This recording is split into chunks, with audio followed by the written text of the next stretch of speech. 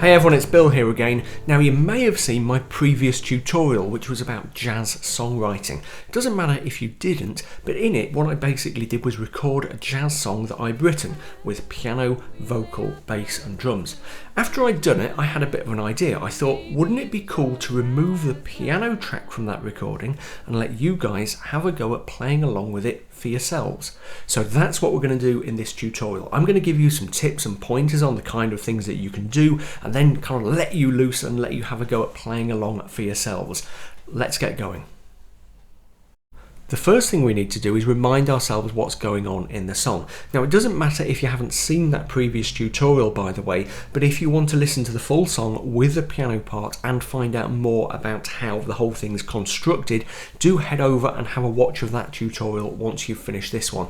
I'll include a link in the description text underneath this video. Now, Sailing a Starlit at Sea is basically a song in classic style. There is a verse, a sectional verse as they call it, a kind of introduction, and that's sung straight with no swing, and in the recording that's just vocals and piano.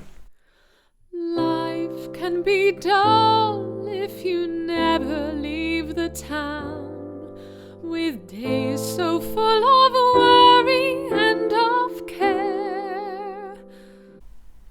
Then the main section, the AABA, you'll recall if you've seen that previous tutorial, we recorded with piano, vocals, bass and drums. Let's go to sea for a holiday. So the way we're going to run this is that I'm going to start the song playing without the piano part in it, and on the screen as it plays I'll give you the lead sheet, which is the notated melody, lyrics and chords. Don't worry if you can't read music, because the chords are pretty much all you're going to need. Now before we get started, I just want to spend a few minutes looking at some of the chords and some of the techniques that you might use as you play along with the song.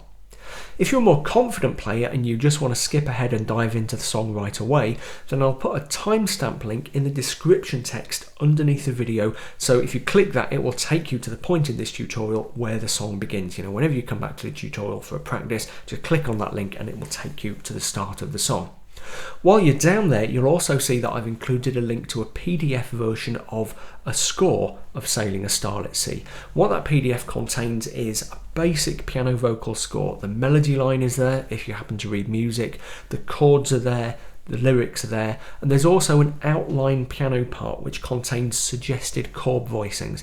Now those are more or less the chord voicings that I used in the original recording, yeah, and follow them if you want to, but don't feel obliged. And also in there is in the left hand of the piano is the bass line from the original recording, yeah, so just for interest have a look at that. Now if you have a look at that score, you'll see that most of the chords in there are actually quite straightforward. We've got things like F major 7 and C and D minor 7, yeah, exactly the kind of chords we would expect to see in a song in C major, which is what this is. We've got one or two exotic ones, like for example we've got D9 over F sharp, crops up a couple of times, and then there's the kind of scary looking F minor with a major 7 and a flat 5th over G, which sounds madly complicated, but is just this. Okay, so F minor with a major 7 and a flat 5th with a G in the bass. Yeah, not especially complicated when you play it. There are just a couple of other things that I want to mention. In a few places you'll see that a bass voicing is specified on some of the chords. So every now and then you'll come across something like C/G, C over G, and all that means is that you're playing a C chord in the right in whatever inversion, but a G in the bass. If you're just finding your feet with chords, don't worry too much about those, yeah? All the chords will still work out pretty well if you just play the root note in the bass. But if you're after the best sound, then do follow those voicings. They're part of the song, they're there for a reason. Just one little other section I want to tell you about, and related to bass voicings actually, is one that comes up a couple of times. It's where we've got these quite closely interlocking C over G, C augmented, A minor 7 chords, yeah? And when you first come across those, you might think, oh, that's a bit complicated. C over G, C augmented, A minor 7 and going back down again. And as you can see, really it's not, because the C and the E are constant between those chords, and really the only thing that's changing is the lower notes of the chords, yeah, and we're dropping in a G on the A minor 7. So again, it maybe kind of looks complicated but isn't. Also bear in mind that in a few places, if you listen to the original recording from that previous tutorial, you'll hear a bit of anticipation in the way I play the piano chords, especially in the middle section, a little bit of me coming in just ahead of the beat, yeah? That happens quite a lot in the melody, but it's kind of written into the melody. In the piano part, I was improvising much more. Don't worry too much about kind of rhythmic anticipation to start with, yeah? Focus on playing the chords on the beats where they actually belong rather than coming in early. It doesn't matter if you don't do it. Much more important to get the chords under your fingers and to get a good feeling for them before you start mucking about with the rhythms. In terms of the style you use, you're going to have quite a lot of freedom. Now, I've taken the piano part out of the recording, so in the verse, which in the original recording is vocal and piano, you'll just hear Morgana singing, okay? So you will have to come up with some sort of accompaniment behind that. It doesn't need to be very much, okay? And that section is also taken in a very free and easy way, yeah? The time is really pulled about. So if you follow the chords and follow the words on the screen, you shouldn't have too much trouble, picking out some sort of accompaniment there. Then when the main section begins, you will have the bass and the drums behind you, okay? So you will have the job of creating the underlying pulse and some of the harmony kind of done for you. Okay, so you don't have to think too hard about laying down a bass line and filling out all of the chords. You can really play around. In fact, if you go back to that previous tutorial of mine and listen to the song, you'll hear that in the comping sections, I was keeping things really pretty minimal. Yeah, I was just focusing on the sound and creating a little bit of rhythm. There was quite a lot of this sort of thing going on.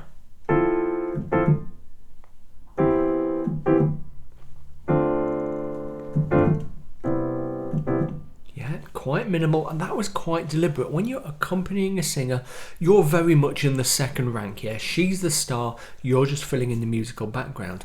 That doesn't mean you should always play stuff that's dull or anodyne or whatever, but you don't want to be too obtrusive. If you want to be a little bit more adventurous, obviously there's a bass part in the main section of the recording, but you can double up and add your own bass line on the piano. If you're a music reader, then the one written in the score is pretty much the one that the double bass plays in the recording, or you can make up your own kind of walking bass line in the same style. If you're more confident playing, you can muck around with other things like stride. Yeah, it's very much your choice. Things change a bit when you get to the piano solo section. Now, to understand what you need to do there, let's just step back and think about the structure of the song as you're going to be dealing with it. First of all, you've got that sectional verse, that bit where there's no bass and drums, everything's fairly free and easy, and you're just playing the chords under Morgana singing the vocal line, okay? But at the end of that, you get into the main sequence of the song. That's at bar 17 if you've got the score open in front of you. Now that main sequence is in strict time. You've got the drums and the bass behind you, and it runs through twice. First time through it runs all the way to the end, just with Morgana singing all the way through. But the second time around it goes back to the start of that strict time section, and there are 16 bars of solo section. So Morgana stops singing and doesn't start again until the middle section comes back with Moonlight and Balmy Breeze, okay? Now what you do in that kind of instrumental, that solo section, is up to you. If you're new to jazz soloing, maybe this is a good time to check out some of my tutorials on the subject, because it's a massive subject. I don't want to kind of disappear down the rabbit hole. So have a look at some of those tutorials. Basically what I was doing, again, was not making things too complicated. I was doing an awful lot of just messing around on the C major scale.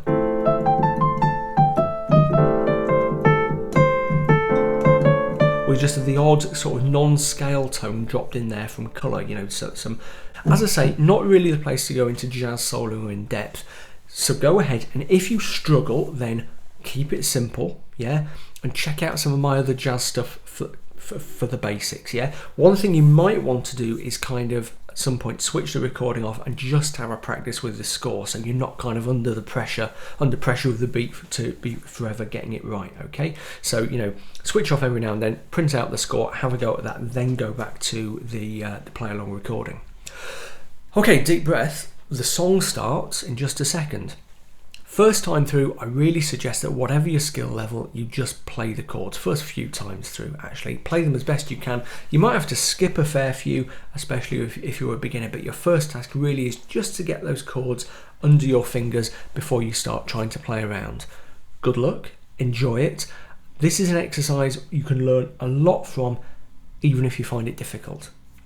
Here we go.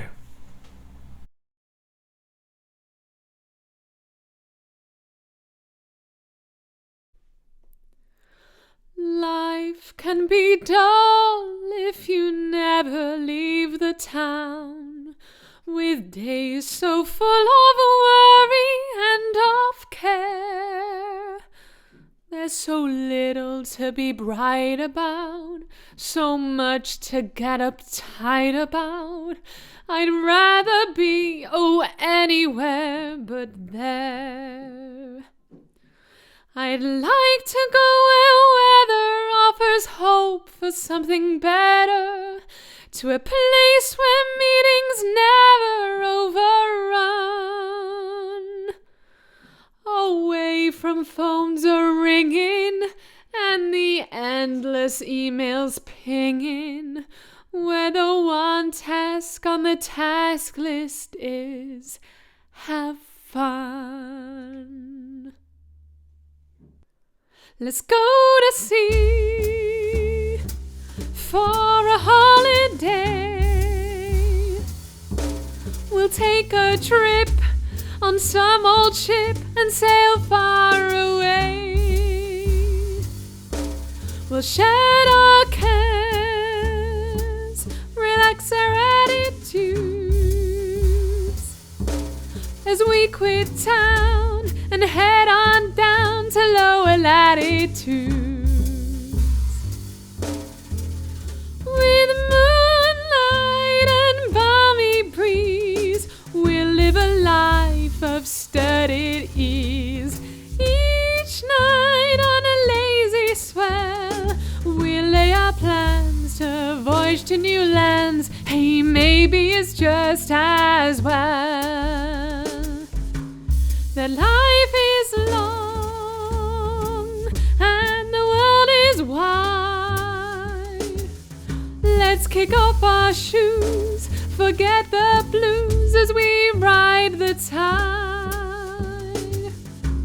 We'll cast adrift and wash up somewhere with clearer skies and purer air. Forever afloat on our little boat we'll be, you and me sailing a starlit sea.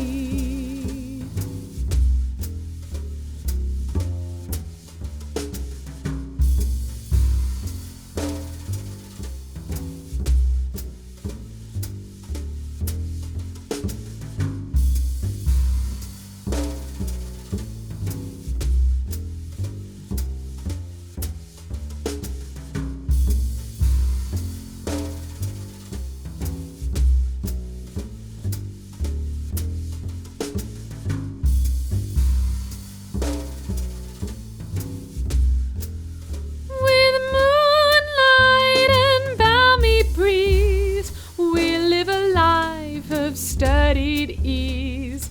Each night on a lazy swell, we'll lay our plans to voyage to new lands. Hey, maybe it's just as well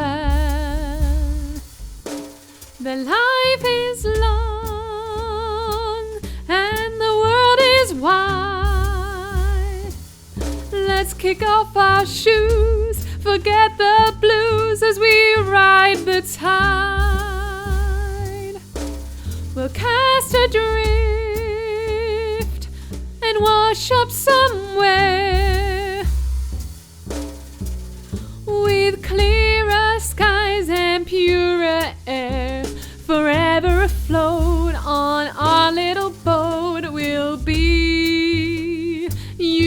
and me sailing a starlit sea.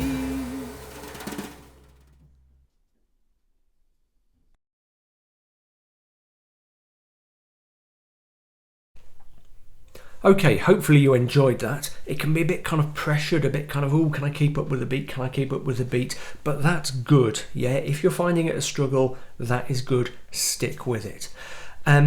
Don't forget that whenever you want to come back to this tutorial and just practice the song, just hit that timestamp link underneath the video and it will take you to the point in the tutorial where the song begins. So that's about it. This is going to be the very final tutorial of 2018, so if you celebrate Christmas, then Merry Christmas to you. Have a really good one. Don't forget, if you haven't subscribed to my channel already, just click the little red button about there-ish and that'll subscribe you to my channel, and check out my books, How to Really Play the Piano, if you need to know about chords and improvisation and stuff, an introduction to cocktail piano if you're interested in kind of the light jazzy style that is cocktail piano, and follow me on Facebook and Twitter. All the links are below. There's going to be like an epic link list again for this tutorial. There we go. Have a great time with this. Let me know what you think. Questions, comments, all welcome. I will see you again soon.